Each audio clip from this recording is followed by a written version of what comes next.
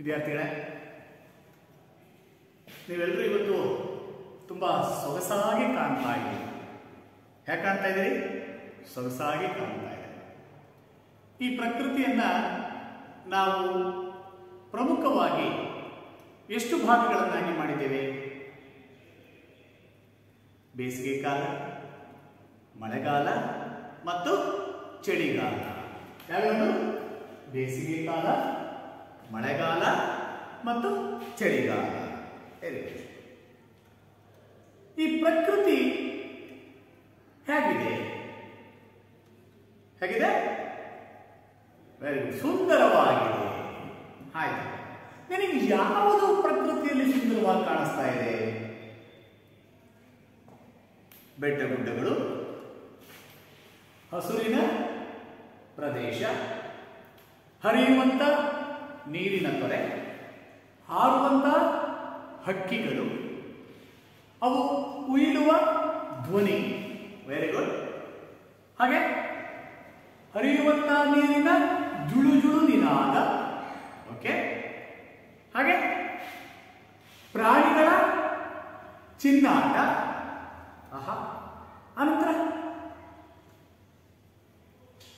ನಾಯಿಯ ಜಿಗಿತ ಹೇಗಿದೆ?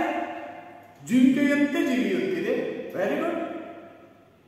ಬೆಕ್ಕು ನೋಡುವುದಕ್ಕೆ ಹೇಗೆ ಕಾಣಿಸ್ತಾ ಇದೆ? ಹುಲಿಯಂತೆ. ವೆರಿ ಗುಡ್, ಹುಲಿಯಂತೆ ಕಾಣುತ್ತಿದೆ. ವಾವ್. ನೋಡಿ, ಕೇಳಿಸಿಕೊಳ್ಳಲಿಕ್ಕೆ ಆ ವಾಕ್ಯದಲ್ಲಿರುವಂತಹ ಕೆಲವು ಶಬ್ದಗಳು ಕಿವಿಗೆ ಇಂಪನ್ನ ಉಂಟು ಮಾಡ್ತಾ ಇದೆ. ಹೌದಾ? ಓಕೆ. ಆಕಾಶವನ್ನ ನೋಡ್ತಾ ಇರ್ತೀವಿ. ಆಕಾಶದಲ್ಲಿ ಘಟಿಸುವಂತಹ ಕೆಲವು ಘಟನೆಗಳು, ಬದಲಾವಣೆಗಳು, ಗಾಳಿಯ ಹೊಡೆತ, ಬಿಸಿಲಿನ ಹೊಡೆತ, ಇವುಗಳಿಂದ ಅಲ್ಲಿ ಚಿತ್ರಿತವಾಗುವಂತಹ ವಾತಾವರಣದ ಚಿತ್ರಗಳನ್ನು ನೋಡಿ ವಾವ್ ಅದ್ಭುತವಾಗಿದೆ ಅಂತ ಕರಿತೀವಲ್ಲ. ವಾವ್ ಅದ್ಭುತವಾಗಿದೆ ಅಂತ ಕರಿತೇವೆ. ಹಾಗೆಯೇ ಆ ಮೋಡಗಳ ಒಂದು ಚಲನೆಯ ಮೂಲಕ ಕೆಲವು ಚಿತ್ರಗಳು ಸೃಷ್ಟಿಯಾಗ್ತಾ ಹೋಗ್ತವೆ. ಅವುಗಳನ್ನು ನೋಡಿ ವಾವ್ ಎಷ್ಟು ಚೆನ್ನಾಗಿದೆ, ಮನುಷ್ಯನ ರೂಪ ಕಾಣ್ತಾ ಇದೆ, ಆ ಮೋಡಗಳು ಹಾವಿನಂತೆ ಹರಿತಾ ಇದ್ದಾವೆ ಅಂತ ಹೇಳ್ತೀವಲ್ವಾ. ಹಾಗೆ ಅದರ ಜೊತೆಗೆ ನಾವುಗಳೆಲ್ಲರೂ ಸಹ ಚೆನ್ನಾಗಿ ಕಾಣಬೇಕು ಅಂತೇಳಿ ಏನ್ ಮಾಡ್ತೀವಿ? ಅಲಂಕಾರವನ್ನು ಮಾಡ್ತೀವಿ. ಏನೇನು ಅಲಂಕಾರವನ್ನು ಮಾಡ್ಕೊಳ್ತೀವಪ್ಪ? ಚೆನ್ನಾಗಿ ಕಾಣುವಂತ ಬಟ್ಟೆಗಳನ್ನು ಹಾಕೊಳ್ತೇವೆ. ಆ ಧರಿಸುವಂತ ಬಟ್ಟೆ ಇನ್ನೂ ಚೆನ್ನಾಗಿ ಕಾಣಬೇಕು ಅಂದ್ರೆ ಇನ್ಶರ್ಟ್ ಮಾಡ್ತೇವೆ. ಆ ಇನ್ಶರ್ಟ್ ಮಾಡಿದಾಗ ಬೆಲ್ಟ್ ಅನ್ನ ಹಾಕ್ತೇವೆ ಅಲ್ವಾ? ಇದು ಅದರ ಜೊತೆಗೆ ಈ ಮಾನವರಲ್ಲಿ ಪುರುಷರಿಗಿಂತ ಸ್ತ್ರೀಯರು ಹೆಚ್ಚು ಅಲಂಕಾರವನ್ನು ಮಾಡ್ಕೊಳ್ತಾರೆ. ಯಾಕೆ ಮಾಡ್ಕೊಳ್ತಾರೆ? ತಮ್ಮ ಇರುವ ಈ ಸೌಂದರ್ಯ ಇನ್ನೂ ಚೆನ್ನಾಗಿ ಇತರರಿಗೆ ಕಾಣಿಸ್ಬೇಕು, ಅವರ ಮನಸ್ಸಿಗೆ ಇಷ್ಟ ಆಗಬೇಕು ಎನ್ನುವಂತಹ ಕಾರಣಕ್ಕೋಸ್ಕರ ಡ್ರೆಸ್ ಅನ್ನ ಮಾಡ್ತಾರೆ. ಹಾಗೆ ಅಲಂಕಾರವನ್ನ ಹೆಚ್ಚಿಸುವುದಕ್ಕೆ ಅವರು ಅನೇಕ ಉಪಕರಣಗಳನ್ನ ಬಳಸ್ತಾ ಹೋಗ್ತಾರೆ. ಏನೇನು ಬಳಸ್ತಾರೆ ಎನ್ನುವಂಥದ್ದು ನಿಮಗೆಲ್ಲ ಹೇಳಲಿಕ್ಕೆ ನಾನು, ನಿಮ್ಗೆಲ್ಲ ಗೊತ್ತಿದೆ ಅಲ್ವಾ? ಕನ್ನಡಿ ಇರ್ತದೆ, ಕೂಮ್ ಇರ್ತದೆ, ಹೈಲೈನರ್ ಇರ್ತದೆ, ಕೆನ್ನೆ ರೋಸ್ ಇರ್ತದೆ, ಲಿಪ್ಸ್ಟಿಕ್ ಇರ್ತದೆ. ಈ ಎಲ್ಲವುಗಳ ಈ ಪರಿಕರಗಳ ಸಹಾಯದಿಂದ ತನ್ನ ಸೌಂದರ್ಯವನ್ನು ಅವರು ಹೆಚ್ಚಿಸಿಕೊಳ್ತಾರೆ. ಹಾಗಾದ್ರೆ ಈ ಸೌಂದರ್ಯ ವರ್ಧಕಗಳು ಏನಿದ್ದಾವೆ, ಈ ಸೌಂದರ್ಯವನ್ನು ಹೆಚ್ಚಿಸುವಂತ ಪರಿಕರಗಳನ್ನು ನಾವು ಅಲಂಕಾರಿಕ ವಸ್ತುಗಳು ಅಂತ ಕರೀತೀವಿ. ಹೌದಲ್ವಪ್ಪ? ಹಾಗೆ ನಾವು ನಮ್ಮ ವಸ್ತುಗಳು ಇತರರು ಚೆನ್ನಾಗಿ ಕಾಣಬೇಕು ಎನ್ನುವಂತ ಕಾರಣಕ್ಕಾಗಿ ನಾವು ಅಲಂಕಾರವನ್ನು ಮಾಡಿಕೊಂಡ್ವಿ. ಸರಿ, ಹೇಗೆ ಒಬ್ಬ ವ್ಯಕ್ತಿ ತನ್ನ ಸೌಂದರ್ಯವನ್ನ ಹೆಚ್ಚಿಸಿಕೊಳ್ಳಬೇಕು ಅಂತ ಕೆಲವು ಸಾಧನಗಳ ಮೂಲಕ, ಪರಿಕರಗಳ ಮೂಲಕ ಸೌಂದರ್ಯವನ್ನ ಹೆಚ್ಚಿಸಿಕೊಂಡು ಇತರರಿಂದ ಹೊಗಳಿಕೆಗೆ ಪಾತ್ರನಾಗ್ತಾನೋ, ಹಾಗೆ ಸಾಹಿತ್ಯಕ್ಕೂ ಒಂದು ಕಡೆ ಎಲ್ಲಿಯೋ ಒಂದು ಬಯಕೆ. ನನ್ನಲ್ಲಿರುವಂತಹ ಶಬ್ದಗಳು, ನನ್ನಲ್ಲಿರುವಂತಹ ಅರ್ಥಗಳು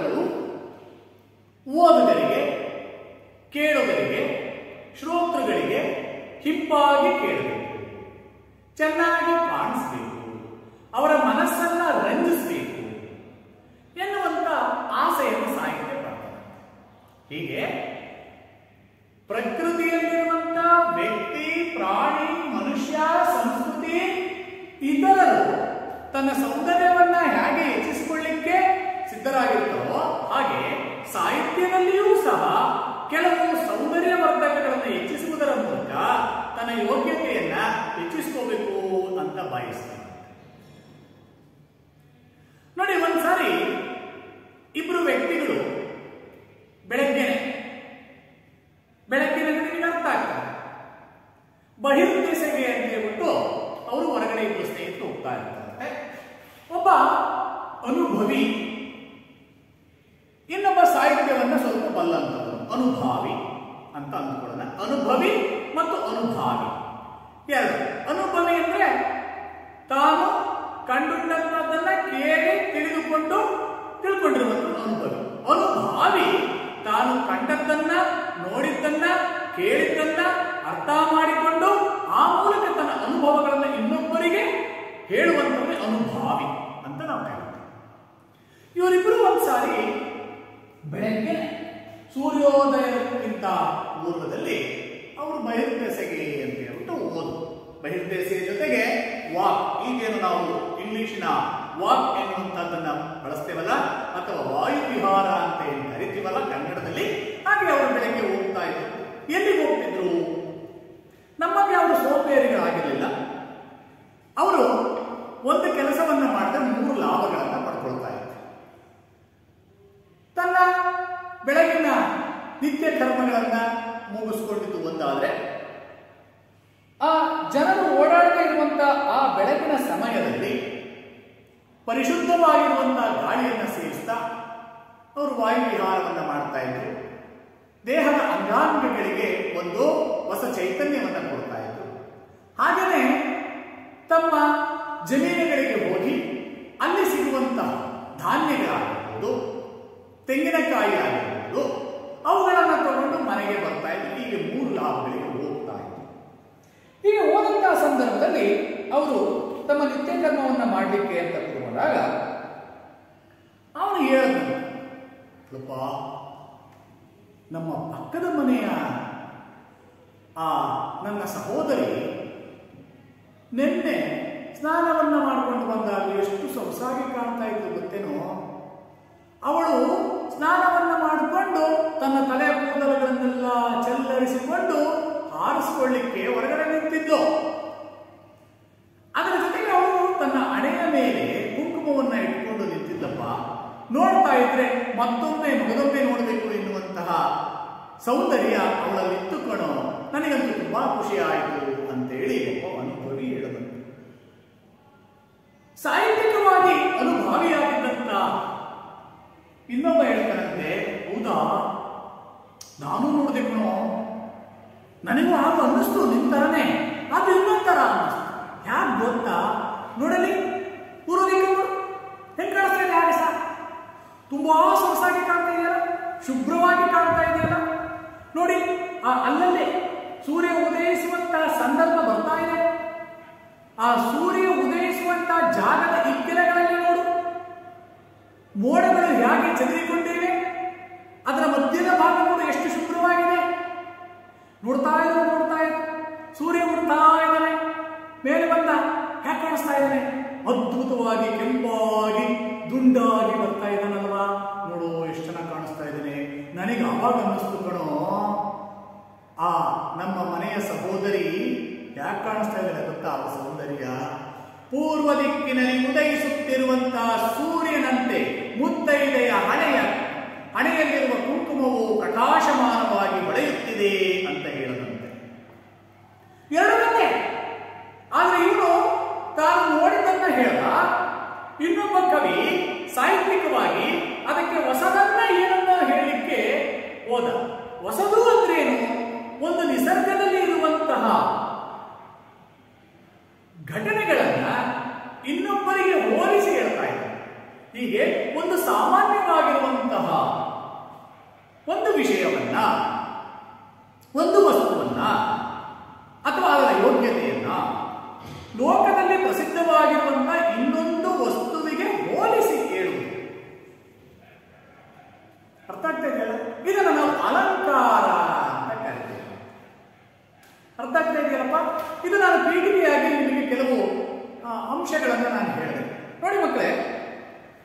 ಮನುಷ್ಯನಾಗಲಿ ಪಶುವಾಗಲಿ ಸುಂದರವಾಗಿ ಕಾಣುವ ಉದ್ದೇಶದಿಂದ ಅವನೇನ್ ಮಾಡ್ತಾನೆ, ಸುಂದರವಾಗಿರುವಂತಹ ಬಟ್ಟೆಗಳನ್ನ ಧರಿಸ್ತಾನೆ. ಅಷ್ಟೇ ಅಲ್ಲ, ಮನುಷ್ಯ ಮಾತ್ರ ಅಲ್ಲ, ಪಶುಗಳಿಗೂ ಸಹ ಅವುಗಳನ್ನು ಹಾಕ್ತಾನೆ. ಹಾಗೆಯೇ ಹಣೆಗೆ ತಿಲಕವನ್ನು ಇಡುವುದು. ತಿಲಕ ಅಂದ್ರೆ ಕುಂಕುಮವನ್ನು ಇಡುತ್ತಾರೆ. ಅಥವಾ ಸುಂದರವಾಗಿ ಕಾಣಬೇಕು ಅಂತ ಆಭರಣಗಳನ್ನ ಧರಿಸಿಕೊಂಡು ತಾನು ಇತರರಿಗೆ ಕಂಗೊಳಿಸುವಂತೆ, ಮೊದಲು ನನ್ನ ಮನಸ್ಸಿಗೆ, ತದನಂತರದಲ್ಲಿ ತನ್ನನ್ನು ನೋಡುವಂತಹ ಶ್ರೋತೃಗಳ ಮನಸ್ಸಿಗೆ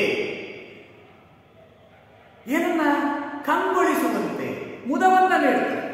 ಇದೇ ತೆರನಾಗಿ ಮೊದಲು ವ್ಯಕ್ತಿ, ವಸ್ತು, ಪ್ರಾಣಿಗಳು ತಮ್ಮ ಸೌಂದರ್ಯವನ್ನ ಹೆಚ್ಚಿಸಿಕೊಳ್ಳಲಿಕ್ಕೆ ಆಭರಣಗಳನ್ನ, ಬಟ್ಟೆಗಳನ್ನ, ಮತ್ತೊಂದನ್ನ ಧರಿಸ್ತಾರೆ. ಹಾಗೆಯೇ ಸಾಹಿತ್ಯದಲ್ಲಿ ಮತ್ತು ನಾವು ಆಡುವಂತಹ ಮಾತುಗಳು, ಯಾರಾಡುವಂತಹ ಮಾತುಗಳು? ನಾವು ಆಡುವಂತಹ ಮಾತುಗಳು ಅಥವಾ ವಚನಗಳು. ಮಾತು ಅಂದ್ರೆ ವಚನ. ಇಂದಿನ ಯಾವುದೋ ಒಂದು ತರಗತಿಯಲ್ಲಿ ಪಾಠ ಮಾಡುವಾಗ ನಿಮಗೆ ಹೇಳಿದ್ವಿ, 12ನೇ ಶತಮಾನದಲ್ಲಿ ಇದ್ದಂತಹ ಒಂದು ಸಾಹಿತ್ಯ ಅದು ವಚನ ಸಾಹಿತ್ಯ. ವಿಶ್ವ ಸಾಹಿತ್ಯಕ್ಕೆ ವಚನ ಸಾಹಿತ್ಯ ತನ್ನದೇ ಆಗಿರುವಂತಹ ಒಂದು ಹೆಮ್ಮೆಯ ಕೊಡುಗೆಯನ್ನು ನೀಡಿದೆ. ವಚನಕಾರರು ತಮ್ಮ ವಚನಗಳಿಗೆ ಆರಿಸಿಕೊಂಡಂತಹ ವಸ್ತು ಸಮಾಜ, ತಮ್ಮ ಸುತ್ತಮುತ್ತಲೂ ನಡೆಯುವಂತಹ ಘಟನೆಗಳನ್ನೇ ಆಧಾರವಾಗಿಟ್ಟುಕೊಂಡು ಅವರು ಹೇಳ್ತಾ ಹೋಗ್ತಾ ಇದ್ರು ಅಂತ. ಅಲ್ಲಿ ಹೇಳ್ತಾರೆ, ವಚನ ಅಂತ ಅಂದ್ರೆ ಎರಡು ಅರ್ಥವನ್ನು ಕೊಡುತ್ತೆ. ಒಂದು ವಚನ ಅಂದ್ರೆ ಮಾತು ಅಂತ, ಇನ್ನೊಂದು ವಚನ ಅಂದ್ರೆ ಭಾಷೆಯನ್ನು ಕೊಡು ಎನ್ನುವಂತ ಅರ್ಥ. ಆದ್ರೆ ವಚನ ಸಾಹಿತ್ಯದಲ್ಲಿ ಈ ವಚನ ಎನ್ನುವಂತಹ ಪದಕ್ಕೆ ಇರುವಂತಹ ಎರಡು ಅರ್ಥಗಳು ಹೋಲಿಕೆ ಮತ್ತು ಸಾಮ್ಯತೆಯನ್ನು ಹೊಂದಿದ್ದು. ನುಡಿದಂತೆ ನಡೆಯಬೇಕು, ನಡೆದಂತೆ ನುಡಿಯಬೇಕು ಎನ್ನುವುದು ವಚನಕಾರರ ಆದ್ಯ ಸಂದೇಶ ಆಗಿದೆ. ಹಾಗಾಗಿ ವಚನ ಎನ್ನುವುದಕ್ಕೆ ಮಾತು ಅಂತಲೂ ಕರೀತಾರೆ, ಇನ್ನೊಂದು ಅರ್ಥ ಭಾಷೆಯನ್ನು ಕೊಡು ಎನ್ನುವಂಥದ್ದಾಗ್ತದೆ. ಈ ಮಾತನ್ನ ಯಾಕೆ ಹೇಳ್ತೀವಿ ಅಂದ್ರೆ, ಮಾತು ಎನ್ನುವಂತ ಪದ ಬರ್ತಲ್ಲ, ಮಾತು ಅಂದ್ರೆ ವಚನ ಎನ್ನುವಂತಹದ್ದನ್ನು ಅರ್ಥ ಮಾಡ್ತಾರೆ. ಆ ಮಾತುಗಳು ಕೇಳುವವರಿಗೆ ಮತ್ತು ಅವರ ಕಿವಿಗಳಿಗೆ ಇಂಪಾಗುವಂತೆಯೂ, ಯಾವುದಕ್ಕೆ? ಕಿವಿಗಳಿಗೆ, ಮನಸ್ಸಿಗೆ ಸಂತೋಷವನ್ನ ಉಂಟು ಮಾಡುವಂತೆಯೂ ಆಶ್ಚರ್ಯವನ್ನ ಉಂಟಾಗುವಂತೆಯೂ ಮಾಡಲು ಅವಶ್ಯವಿದೆ, ಅಗತ್ಯವಿದೆ ಎನ್ನುವಂತಹ ಮಾತನ್ನು ಮನಗಂಡು ಇಂತಹ ಚಮತ್ಕಾರಗಳನ್ನು, ಬಹಳ ಪ್ರಮುಖವಾಗಿರುವಂಥದ್ದೇನು? ಚಮತ್ಕಾರಗಳನ್ನು ಇದ್ದಕ್ಕಿದ್ದಂತೆ ಮಾತುಗಳ ಮೂಲಕ, ಅರ್ಥಗಳ ಮೂಲಕ ಇನ್ನೊಬ್ಬರ ಮನಸ್ಸನ್ನ ಕೇಂದ್ರೀಕರಿಸುವುದು, ಅವರನ್ನು ಆಕರ್ಷಿಸುವಂತಹ ಒಂದು ಗಳಿಗೆಗಳನ್ನು, ಚಮತ್ಕಾರವನ್ನ ಮಾತಿನಲ್ಲಿ ಸೇರಿಸಿ ನುಡಿದರೆ ಅದೇ ಅಲಂಕಾರವಾಗುತ್ತದೆ. ಕ್ಲಿಯರ್? ನಾವು ಆಡುವಂತಹ ಮಾತುಗಳಲ್ಲಿ ಚಮತ್ಕಾರ ಇರಬೇಕು, ಅರ್ಥ ಇರಬೇಕು, ಆಶ್ಚರ್ಯವನ್ನ ಉಂಟು ಮಾಡುವಂತೆ ಇರಬೇಕು. ಈಗಿರುವಂತವುಗಳನ್ನ ನಾವು ಅಲಂಕಾರ ಅಂತ ಕರೀತೀವಿ. ರವಿ ಕಾಣದ್ದನ್ನ ಕವಿ ಕಂಡ ಎನ್ನುವಂತ ಒಂದು ಮಾತಿದೆ. ಒಂದ್ಸಾರಿ ನಾನೀಗಾಗಲೇ ಹೇಳಿದ್ದೆ, ಈ ಮಾನವರಲ್ಲಿ ಪುರುಷರಿಗಿಂತ ಹೆಚ್ಚಾಗಿ ಮಹಿಳೆಯರೇ ಅಲಂಕಾರವನ್ನು ಹೆಚ್ಚು ಮಾಡಿಕೊಳ್ತಾರೆ. ಅದು ವಾಸ್ತವವೂ ಸಹ ಹೌದು. ಹೀಗೆ ಒಂದ್ಸಾರಿ ಒಬ್ಬ ಸ್ತ್ರೀ ಒಂದು ಫಂಕ್ಷನ್ಗೆ ಹೋಗ್ಬೇಕಾಗಿರುತ್ತಂತೆ. ಅವಳು ಫಂಕ್ಷನ್ಗೆ ಹೊರಟಿದ್ದಾಳೆ.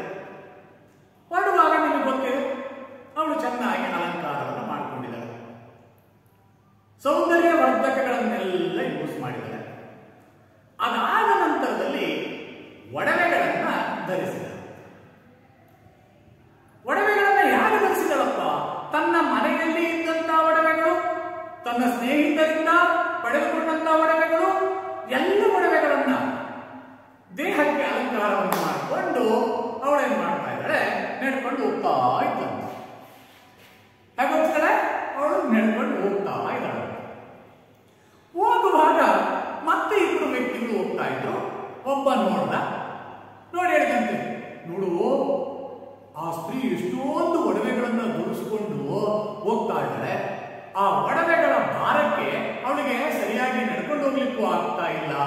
ಇವನು ಅವನಿಗೆ ಹೇಳಬೇಕು. ಅದಕ್ಕೆ ಅವನು ಹೇಳಿದಂತೆ, ಹೌದು ಕಣ, ನನಗೆ ನೋಡ್ತಾ ಇದ್ರೆ ಆ ಸ್ತ್ರೀಯನ್ನ ಇವಳೇನು ನಾರಿಯೋ, ಒಡವೆಗಳ ತುಂಬಿದ ಲಾರಿಯೋ ಎನ್ನುವಂತೆ ಕಾಣ್ತಾ ಇದ್ದಾಳೆ ಕಣೋ ಅಂತ ಹೋಲಿಕೆಯನ್ನು ಕೊಡ್ತಾ ಇದ್ದಾನಂತೆ. ಅರ್ಥ ಆಗ್ತಾ ಇದೆಯಲ್ಲ? ಇಲ್ಲಿ ವಿದ್ಯಾರ್ಥಿನಿಯರು ಯಾರು ಅಪಾರ್ಥ ತಿಳ್ಕೋಬಾರದು. ನಾನು ಒಂದು ಉದಾಹರಣೆಯನ್ನ ಕೊಡ್ತಾ ಇದ್ದೇನೆ ಅಷ್ಟೇ. ಹೇಗಿರ್ತಾರಂತೆ, ಸರಕುಗಳನ್ನ ತುಂಬಿಕೊಂಡಿರುವಂತ ಒಂದು ಲಾರಿ ಭಾರವಾಗಿದೆ. ಆ ಭಾರವಾಗಿರುವಂತ ಸರಕುಗಳನ್ನ ಎಳ್ಕೊಂಡು ಹೋಗ್ಲಿಕ್ಕೆ ಅದು ಆಗ್ತಾ ಇಲ್ಲ. ಅದಕ್ಕೆ ನಿಧಾನವಾಗಿ ಹೋಗ್ತಾ ಇದೆ. ಆ ರೀತಿಯಾಗಿ ಈ ಸ್ತ್ರೀ ಅಥವಾ ಮಹಿಳೆ ಒಡವೆಗಳನ್ನ ಧರಿಸಿಕೊಂಡು ಅದರ ಭಾರವನ್ನ ಹೊತ್ತು ನಿಧಾನವಾಗಿ ಚಲಿಸ್ತಾ ಇದ್ದಾಳೆ ಅಂತ ಆಯಿತು. ಅಂದ್ರೆ ಇಲ್ಲಿ ಅವಳ ಸೌಂದರ್ಯ ಹೆಚ್ಚಾಗಿದೆ. ಯಾವುದರ ಮೂಲಕ? ತನ್ನ ನೈಸರ್ಗಿಕ ಸೌಂದರ್ಯದ ಜೊತೆಗೆ ಒಡವೆಗಳು ಮತ್ತು ಅಲಂಕಾರಿಕ ವಸ್ತುಗಳ ಜೊತೆಗೆ ಸೌಂದರ್ಯ ಹೆಚ್ಚಾಗಿದೆ ಅಲ್ಲಪ್ಪ. ಅದೇ ರೀತಿಯಾಗಿ ನಾವು ಆಡುವಂತಹ ಮಾತುಗಳು ಆಗಿರಬೇಕು. ಅದಕ್ಕೆ ವಚನಕಾರರು ಹೇಳಿದ್ದು ಏನಂತ? ನಾವು ಆಡುವಂತಹ ಮಾತುಗಳು ಹಿತಮಿತವಾಗಿರಬೇಕು, ಇನ್ನೊಬ್ಬರ ಮನಸ್ಸನ್ನು ಆಕರ್ಷಿಸುವಂತಿರಬೇಕು, ಅದರಲ್ಲಿ ಅರ್ಥಗರ್ಭಿತವಾಗಿರುವಂತಹ ಅರ್ಥಗಳಿರಬೇಕು, ಇನ್ನೊಬ್ಬರ ಮನಸ್ಸಿಗೆ ನೋವನ್ನು ಉಂಟು ಮಾಡುವಂತಿರಬಾರದು ಅಂತ ಹೇಳ್ತಾ ನಾವು ಆಡುವಂತಹ ಮಾತುಗಳು ಹೇಗಿರಬೇಕು? ನುಡಿದರೆ ಮುತ್ತಿನ ಹಾರದಂತಿರಬೇಕು, ನುಡಿದರೆ ಸ್ಫಟಿಕದ ಶಲಾಕೆಯಂತಿರಬೇಕು, ನುಡಿದರೆ ಮಾಣಿಕ್ಯದ ದೀಪ್ತಿಯಂತಿರಬೇಕು, ನುಡಿದರೆ ಲಿಂಗ ಮೆಚ್ಚಿ ಹೌದು ಹೌದು ಎನ್ನುವಂತಿರಬೇಕು. ನೋಡಿ, ಎಂತ ಅದ್ಭುತವಾಗಿರುವಂತಹ ಮಾತು. ಮೊದಲ 3 ಮಾತುಗಳನ್ನು ಬಿಟ್ಬಿಡಿ, ಕೊನೆಯದಾಗಿರುವಂತಹ ಏನನ್ನು ಹೇಳ್ತಾರೆ? ನುಡಿದರೆ ಲಿಂಗ ಮೆಚ್ಚಿ ಹೌದು ಹೌದು ಎನ್ನುವಂತಿರಬೇಕು. ನಾವು ಆಡುವಂತಹ ಮಾತುಗಳು ವಿಗ್ರಹ ರೂಪದಲ್ಲಿರುವಂತಹ ದೇವರು ಸಹ ಹಬ್ಬ ಎಷ್ಟು ಸೊಗಸಾಗಿದೆಯಪ್ಪ ಇವನು ಆಡುವಂತಹ ಮಾತು ಅಂತ ಮೆಚ್ಚಿಕೊಳ್ಳುವಂತಿರ್ಬೇಕಂತೆ. ಹೀಗೆ ನಾವು ಆಡುವಂತಹ ಮಾತುಗಳ ಸೌಂದರ್ಯ, ಅರ್ಥ ಮತ್ತು ಚಮತ್ಕಾರಗಳು ಇತರರಿಗೆ ಆಶ್ಚರ್ಯವನ್ನ, ಅದರ ಜೊತೆಗೆ ಆಸಕ್ತಿಯನ್ನ ಕೆರಳಿಸುವಂತೆ ಇರಬೇಕು ಎನ್ನುವಂತಹದನ್ನ ಇಲ್ಲಿ ಅರ್ಥ ಮಾಡ್ಕೋಬೇಕು. ಉದಾಹರಣೆಗೆ ನೋಡಿ, ಇದೇ ವಚನಕಾರರ ಮಾತುಗಳನ್ನ ವಚನಗಳನ್ನ ಕೋಟ್ ಮಾಡೋದಾದ್ರೆ, ಬೇವು ಬೆಲ್ಲದೊಳಿಟ್ಟರೇನು ಫಲ, ಬೇವು ಬೆಲ್ಲದೊಳಿಟ್ಟರೇನು ಫಲ, ಹಾವಿಗೆ ಹಾಲೆರೆದರೇನು ಫಲ, ಕತ್ತೆಗೆ ಲತ್ತೆ ಪೆಟ್ಟು, ಆ ಕೂಸಿನ ಮುಖವು ಚಂದ್ರನ ಮುಖದಂತೆ ಮನೋಹರವಾಗಿದೆ, ಮಾತು ಬಲ್ಲವನಿಗೆ ಜಗಳವಿಲ್ಲ, ಊಟ ಬಲ್ಲವನಿಗೆ ರೋಗವಿಲ್ಲ, ಅವನು ಉಂಡ ಮನೆಗೆ ಕೇಡು ಬಗೆದನು, ಗುದ್ದಲಿ ಹಿಡಿದವ ಗದ್ದುಗೆ ಹೇಳಿದ. ಎಷ್ಟು ಅದ್ಭುತವಾಗಿರುವಂತಹ ಮಾತುಗಳು, ಅರ್ಥಪೂರ್ಣವಾಗಿರುವಂತಹ ಮಾತುಗಳು. ಹೇಳುವಂತಹ ಮಾತುಗಳನ್ನೇ ಅವುಗಳಿಗೆ ಸೌಂದರ್ಯ ಹೆಚ್ಚುವಂತೆ ಪದಗಳನ್ನ ಬಳಸ್ತಾ ಹೋಗ್ತಾರೆ ಅಂತ ನೋಡಿ. ಮಾತಿನಲ್ಲಿ ಚಮತ್ಕಾರ ತೋರಬೇಕಾದ್ರೆ ಶಬ್ದಗಳು, ಅರ್ಥಗಳು ಅಲಂಕೃತವಾಗಿರಬೇಕು. ಏನಂತಾರೆ? ಮಾತಿನಲ್ಲಿ ಚಮತ್ಕಾರ ತೋರಬೇಕಾದರೆ, ಮಾತಿನ ವೈಶಿಷ್ಟ್ಯತೆಯನ್ನ ತೋರಬೇಕಾದ್ರೆ ಆ ಮಾತುಗಳಲ್ಲಿ ಅರ್ಥ ಇರಬೇಕು ಮತ್ತು ಶಬ್ದಗಳು ಇರಬೇಕು. ಅವು ಅಲಂಕೃತವಾಗಿರಬೇಕು. ನೋಡುವುದಕ್ಕೆ, ಕೇಳುವುದಕ್ಕೆ, ಅರ್ಥ ಮಾಡಿಕೊಳ್ಳುವುದಕ್ಕೆ ಸುಂದರವಾಗಿರಬೇಕು. ಅರ್ಥವನ್ನು ಅರಿತು ಶಬ್ದವನ್ನು ರಚಿಸು ಎಂಬ ಮಾತು ಬಲು ಮನನೀಯವಾಗಿದೆ. ಏನಂತಾರೆ? ಅರ್ಥವನ್ನು ಅರಿತು ಒಂದು ಶಬ್ದವನ್ನ ನೀನು ರಚಿಸು. ಸುಮ್ಮನೆ ಶಬ್ದಗಳನ್ನ ಬರೆಯೋದಲ್ಲ, ಆ ಶಬ್ದಗಳ ಅರ್ಥ ಏನು ಎಂಬುದನ್ನು ನಾವು ಮೊದಲು ಮನವರಿಕೆಯನ್ನ ಮಾಡಿಕೊಂಡು ಆ ಅರ್ಥಕ್ಕೆ ಸರಿಯಾಗಿರುವಂತಹ ಶಬ್ದವನ್ನ ನೀನು ಮನಸ್ಸಿನಲ್ಲಿ ಚಿಂತಿಸಿ ಆ ನಂತರ ಬರೆಯುವಂತಹ ಕೆಲಸವನ್ನ ಮಾಡು ಎನ್ನುವಂತ ಒಂದು ಮಾತಿದೆ. ಶಬ್ದಗಳನ್ನು ಹೆಚ್ಚೆಚ್ಚು ಪ್ರಾಸವುಳ್ಳದ್ದಾಗಿದ್ದರೆ ಹೆಚ್ಚೆಚ್ಚು ಪ್ರಾಸ. ಈ ಪ್ರಾಸಗಳು ಪದ್ಯದ ಸೌಂದರ್ಯವನ್ನ ಹೆಚ್ಚಿಸುವಂತವು ಪ್ರಾಸಪದಗಳು. ಈ ಪ್ರಾಸಗಳು ಪದ್ಯದ ಆದಿ ಅಂತ್ಯಪ್ರಾಸ ಅಂತ ಕರೀತೇವೆ, ಅನುಪ್ರಾಸ ಅಂತನೂ ಕರೀತೀವಿ, ಚೇಕಾನುಪ್ರಾಸ ಅಂತನೂ ಬರ್ತದೆ. ಇರಲಿ, ಪ್ರಾಸ ಅಂದ್ರೆ ಏನಪ್ಪ? ಪದ್ಯದ ಸೌಂದರ್ಯವನ್ನು ಹೆಚ್ಚಿಸುವಂತಹ ಶಬ್ದಗಳು ಅಂತ ನಾವು ಕರೆಯೋಣ. ಅವ್ಯಾಗಿರ್ತವೆ ಅನ್ನುವಂಥದ್ದನ್ನು ಮುಂದೆ ಅಭ್ಯಾಸ ಮಾಡೋಣ. ಪ್ರಾಸವುಳ್ಳದ್ದಾಗಿದ್ದರೆ ಅವುಗಳಲ್ಲಿ ಒಂದು ಚಮತ್ಕಾರ ಕಂಡುಬರುವುದು. ಪದ್ಯಗಳಲ್ಲಿ ಆದಿಯಲ್ಲಿ, ಅಂತ್ಯದಲ್ಲಿ, ಮಧ್ಯದಲ್ಲಿಯೂ ಪ್ರಾಸಗಳಿರಬಹುದು ಅಥವಾ ಗದ್ಯ ವಚನಗಳಲ್ಲಿಯೂ ಸಹ ಕಂಡು ಬಂದರೆ ಅದರಿಂದಲೂ ಚಮತ್ಕಾರ ಉಂಟಾಗದಿರುವುದು. ಆದ್ದರಿಂದ ಶಬ್ದಾಲಂಕಾರಗಳು ಮತ್ತು ಅರ್ಥಾಲಂಕಾರಗಳು ಬಹಳ ಪ್ರಮುಖವಾಗಿ ಇರುತ್ತವೆ ಎನ್ನುವಂತಹದನ್ನು ನಾವು ತಿಳ್ಕೊಳ್ಬೇಕು.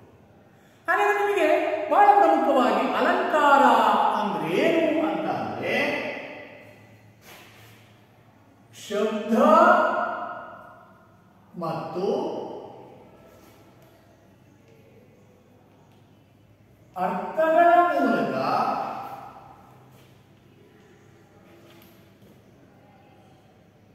ಕಾವ್ಯದ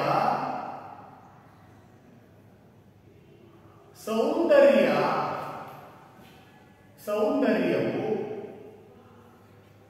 ಹೆಚ್ಚಾಗುವಂತಿದ್ದರೆ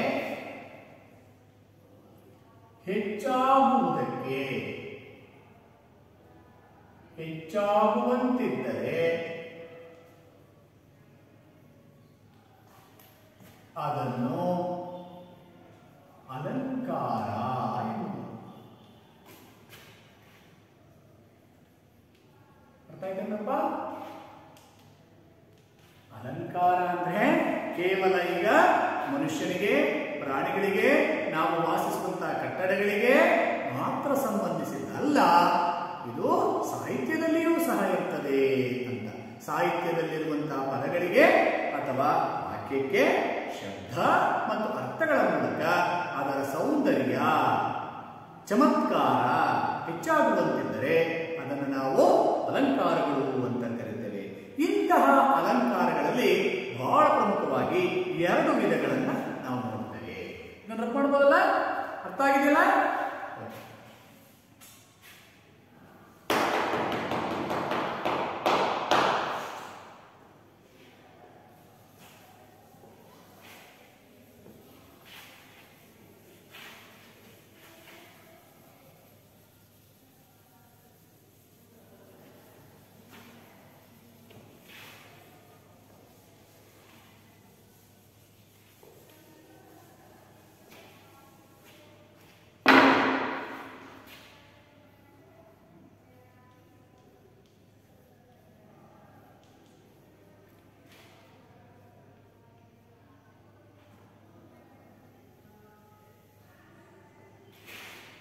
ಅಲಂಕಾರಗಳಲ್ಲಿ ಬಹಳ ಪ್ರಮುಖವಾಗಿ 2 ವಿಧಗಳು.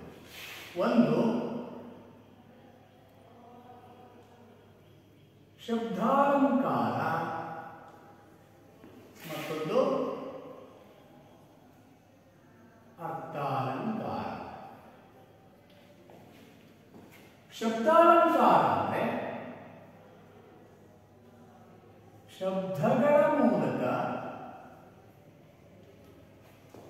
ಕಾವ್ಯದ ಶಬ್ದಗಳ ಮೂಲಕ ಕಾವ್ಯದ ಚಮತ್ಕಾರವು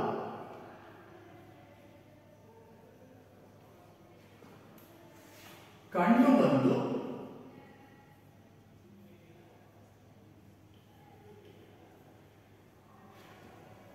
ಅದರ ಸೊಬಗನ್ನು ಹೆಚ್ಚಿಸಿದರೆ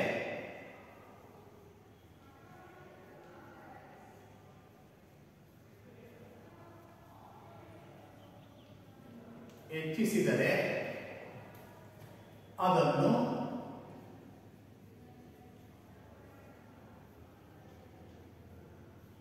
ಶಬ್ದಾಲಂಕಾರ ಎನ್ನುವರು. ಹಾಗೆ ಅರ್ಥಾಲಂಕಾರ ಅಂದ್ರೆ ಅರ್ಥಗಳ ಜೋಡಣೆಯಿಂದ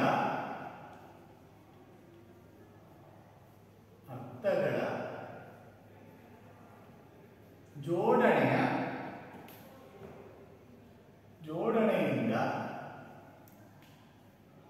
ಚಮತ್ಕಾರವು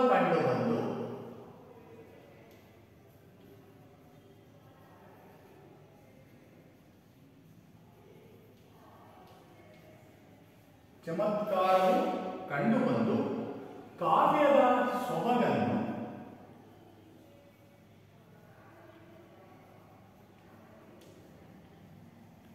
ಹೆಚ್ಚಿಸುವುದಕ್ಕೆ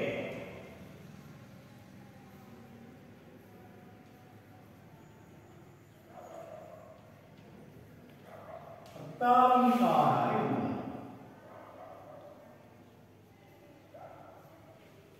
ಬರ್ಕೊಳ್ತಾ ಇದ್ದೀರಲ್ಲ, ಬರ್ಕೊಳ್ಳಿ.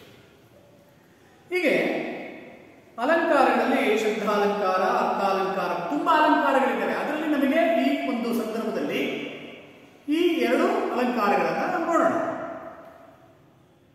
ಬರ್ಕೊಂಡ್ರೆ ಸರಿ.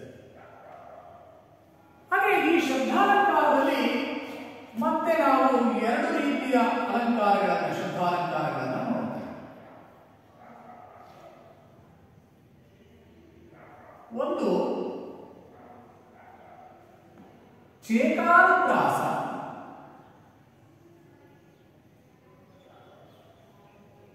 ಇನ್ನೊಂದು ನೃತ್ಯಾನುಪ್ರಾಸ.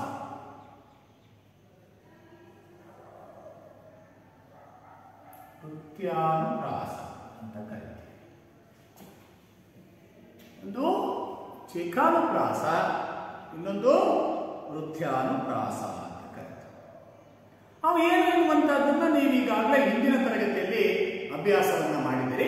ಹಾಗಾಗಿ ಅವುಗಳ ವಿವರಣೆಗೆ ನಾವೀಗ ಹೋಗಲ್ಲ. ನಿಮ್ಮ ಪಾಠದಲ್ಲಿ ಅದರಲ್ಲೂ ಪಾರಿವಾಳ ಎಂಬ ಒಂದು ಪದ್ಯದಲ್ಲಿ ಬರುವಂತಹ ವ್ಯಾಕರಣಾಂಶದಲ್ಲಿ ಅಲಂಕಾರಗಳ ಬಗ್ಗೆ ಹೇಳ್ತಾರೆ. ಆ ಅಲಂಕಾರವನ್ನ ಹೇಳೋದಕ್ಕಿಂತ ಮೊದಲು ನಿಮ್ಮ ಹಿಂದಿನ ಕಲಿಕೆಯನ್ನ ಸ್ವಲ್ಪ ಸಾಣೆ ಹಿಡಿತಾ ಇದ್ದೀವಿ ಅಷ್ಟೇ. ಅವುಗಳನ್ನ ಅರ್ಥ ಮಾಡಿಕೊಂಡ್ರೆ, ಅವುಗಳನ್ನ ಮನನ ಮಾಡಿಕೊಂಡ್ರೆ ನೀವು ಸುಲಭವಾಗಿ ಅಲಂಕಾರ ಯಾವುದು ಅಂತ ಗುರುತಿಸಬಹುದು ಮತ್ತು ಅದರ ಸೂತ್ರ ಏನು ಎನ್ನುವಂತಹದ್ದನ್ನ ತಿಳ್ಕೋಬಹುದು ಎನ್ನುವಂತ ಕಾರಣಕ್ಕೆ ಇವುಗಳ ಒಂದು ಸ್ಥೂಲ ವಿವರಣೆಯನ್ನ ನಿಮಗೆ ಹೇಳ್ತಾ ಹೋಗ್ತಾ ಇದೆ. ಅರ್ಥ ಆಯ್ತಲ್ಲ? ಅಲಂಕಾರಗಳು, ಅದರಲ್ಲಿ ಶಬ್ದಾಲಂಕಾರಗಳು, ಇನ್ನೊಂದು ಅರ್ಥಾಲಂಕಾರಗಳು. ಅರ್ಥಾಲಂಕಾರ ಅಂದ್ರೇನು ಮತ್ತು ಶಬ್ದಾಲಂಕಾರ ಅಂದ್ರೇನು ಎನ್ನುವಂತಹದ್ದನ್ನ ಬರೆದಿದ್ದೇನೆ, ನೀವೆಲ್ಲ ಬರ್ಕೊಂಡಿದ್ದೇನೆ. ಹಾಗೆಯೇ ಈ ಶಬ್ದಾಲಂಕಾರದಲ್ಲಿ ಎರಡು ವಿಧ ಬರ್ತವೆ. ಒಂದು ಚೇಕಾನುಪ್ರಾಸ, ಇನ್ನೊಂದು ನೃತ್ಯಾನುಪ್ರಾಸ. ಹಾಗಾದ್ರೆ ಅರ್ಥಾಲಂಕಾರಗಳಲ್ಲಿ ತುಂಬಾ ಇದೆ. ಅವುಗಳಲ್ಲಿ ನಮಗೆ ಅಗತ್ಯವಾಗಿರುವಂತಹ ಅಲಂಕಾರಗಳನ್ನ ನೋಡಿದರೆ ಒಂದು ಉಪಮಾಲಂಕಾರ,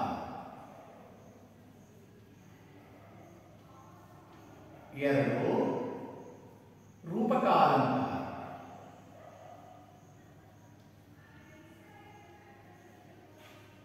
ಮೂರು ಉತ್ಪ್ರೇಕ್ಷಾಲಂಕಾರ,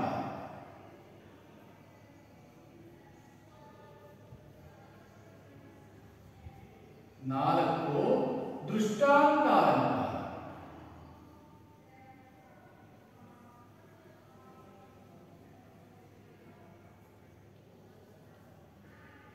ಮತ್ತೊಂದು ಅರ್ಥಾಂತರನ್ಯಾಸ ಅಲಂಕಾರ,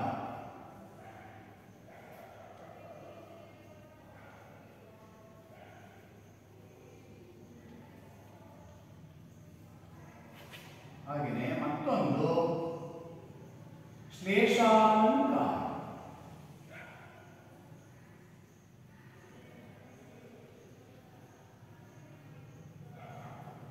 ಹೀಗೆ ಅರ್ಥಾಲಂಕಾರದಲ್ಲಿ ಅನೇಕ ಅಲಂಕಾರಗಳು ಬರ್ತವೆ. ಅವುಗಳಲ್ಲಿ ನಮಗೆ ಬಹಳ ಪ್ರಮುಖವಾಗಿ ಅಭ್ಯಾಸ ಮಾಡಬೇಕಾಗಿರುವಂತಹದ್ದು ಪ್ರೌಢಾವಸ್ಥೆಯಲ್ಲಿ ಇಷ್ಟಲ್ಲ. ಆದರೆ ಇಷ್ಟನ್ನೂ ಸಹ ನೀವು 9ನೇ ತರಗತಿಯಲ್ಲಿ ಅಭ್ಯಾಸವನ್ನ ಮಾಡಲ್ಲ. ಇದರಲ್ಲಿ ಕೆಲವನ್ನ ನಿಮ್ಮ ಪಠ್ಯದಲ್ಲಿ ಇರುವಂತಹ ಅಲಂಕಾರಗಳನ್ನು ಅಭ್ಯಾಸ ಮಾಡಬೇಕಾಗ್ತದೆ.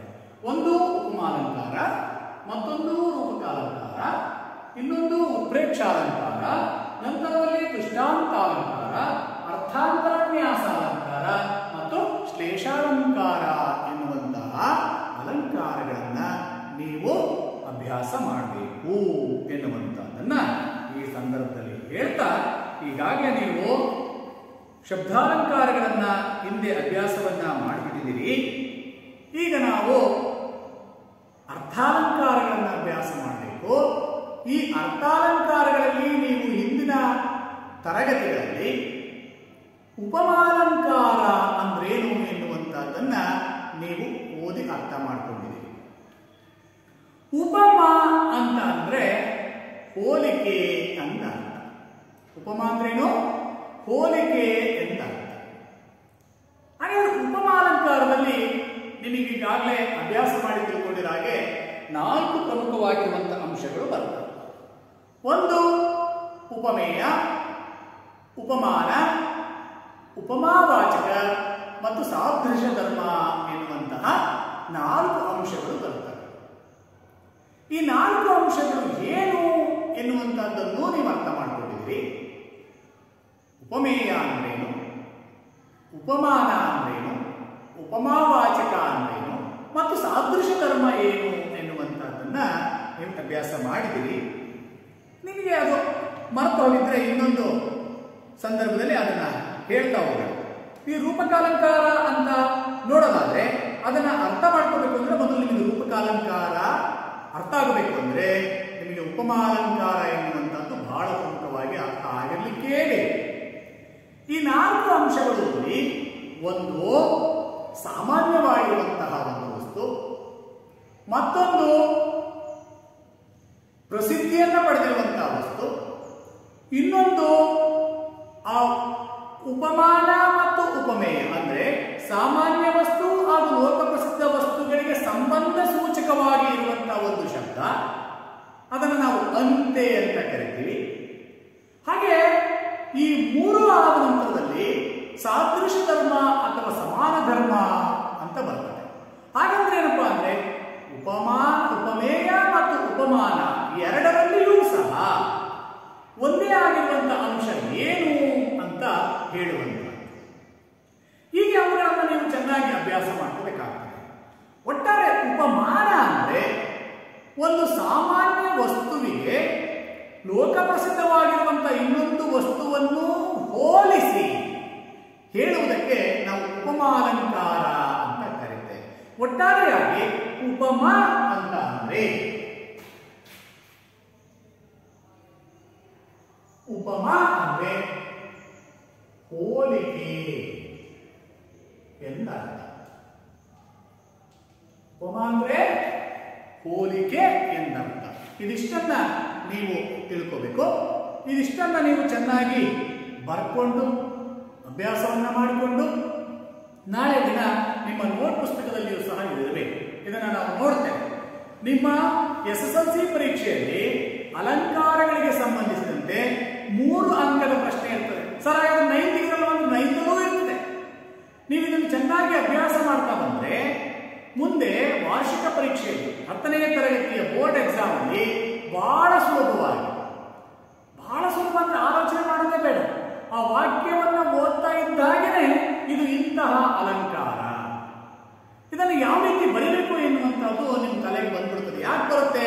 9ನೇ ತರಗತಿಯಲ್ಲಿ ನೀವು ಅದನ್ನು ಚೆನ್ನಾಗಿ ಅಭ್ಯಾಸವನ್ನ ಮಾಡಿದ್ದೆ ಆದರೆ ತುಂಬಾ ಸುಲಭವಾಗಿ, ಸರಳವಾಗಿ, ಭಯವಿಲ್ಲದೆ ಪರೀಕ್ಷೆಯನ್ನ ಬರೀಬಹುದು.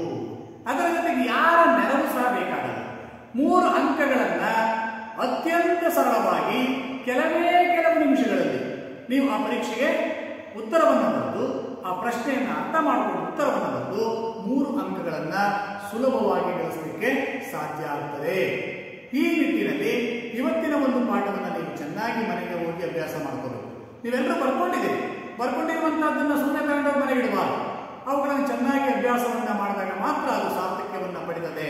ಆದ್ರಿಂದ ನೀವು ಇವತ್ತು ಅಲಂಕಾರ ಅಂದ್ರೇನು, ಅಲಂಕಾರದಲ್ಲಿ ಇರುವಂತಹ ಒಟ್ಟು ವಿಧಗಳು ಯಾವುವು ಎನ್ನುವಂತಹದನ್ನ ತಿಳ್ಕೊಂಡಿದ್ದೀರಿ. ಹಾಗೆಯೇ ಮುಂದಿನ ಅವಧಿಯಲ್ಲಿ ಉಪಮಾಲಂಕಾರ ಎನ್ನುವುದರ ಬಗ್ಗೆ ಮತ್ತೊಂದು ಸ್ವಲ್ಪ ವಿವರಣೆಯನ್ನ ತಿಳ್ಕೊಂಡು ನಂತರದಲ್ಲಿ ನಾವು ರೂಪಕಾಲಂಕಾರವನ್ನ ಅಭ್ಯಾಸವನ್ನ ಮಾಡೋಣ. ಧನ್ಯವಾದ.